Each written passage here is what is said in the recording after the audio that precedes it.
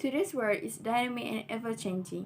It's become widely accepted that children born at the late end of the 20th century and subsequent generations were exposed to the new technologies that help to simplify their work. It has also brought changes to their learning styles.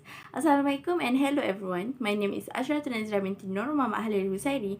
Today, I would like to persuade you about the rote learning is not effective in learning. Here are the reasons why I say that rote learning is not effective in learning. Firstly, it promotes short-term memory. Secondly, it doesn't challenge your brain. And lastly, it makes passive people. Many of you might think that rote learning is effective in your learning because you have done it since kindergarten. But did you know that this is actually not good for learning and has many disadvantages that we can see clearly? When you engage in rote learning, you are repeating information again and again to memorize it, which means it promotes short-term memory. Actually, this rote learning is for those who want the knowledge, for a certain purpose, like in study, to use it in an examination, and so on, and it clearly doesn't persist in the brain over time.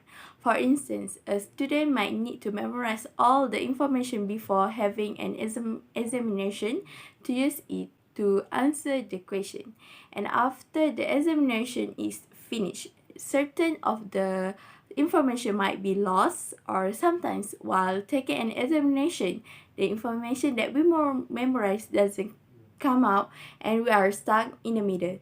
The other example that shows short-term memory is when our youngest asks us as a college student how to do their homework. We need to study first before teaching them. Maybe you might think rote learning does not burden your brain, but another disadvantage you need to know about rote learning is that it doesn't challenge the brain. Rote learning presents an answer to the learner, and there is nothing for the learner to prove because all the information that they learned was already stated, and the learners just take it and use it. That's why it shows that it doesn't challenge the brain. In particular, the students do not feel the burden of proving the answer whether it is true or false. They don't need to come up with a long explanation to understand more because the answer is already given. When presenting the task, they will guarantee that they will able be in their comfort zone since they know others will say that it is true and right.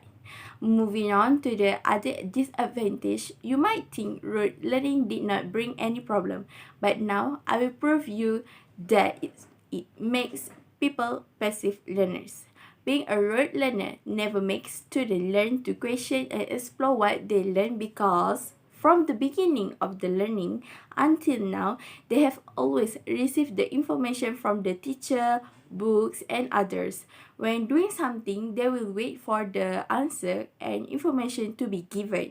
And if people don't give the answer, they can't do it by themselves. They will feel worried until the task doesn't work and will always depend on someone because they don't have the experience to do something alone. If these passive learners were taken out of their comfort zones, they will become quiet people and disinterested in what happens around them, such as those who do not care what others are doing and just think about themselves. Now you know that rote learning make people passive learners. Why don't you try to change your learning style? I hope I have convinced you about the rote learning is not effective in learning. You should keep in mind that rote learning is promotes short-term memory, it doesn't challenge the brain, and most important, it makes people passive learners. So now you can see the disadvantages of rote learning. You can change your learning style to experiential learning, for example, because it will give you the opportunity to explore and think for yourself. Why not spend your time trying to get the best ending and give you more knowledge?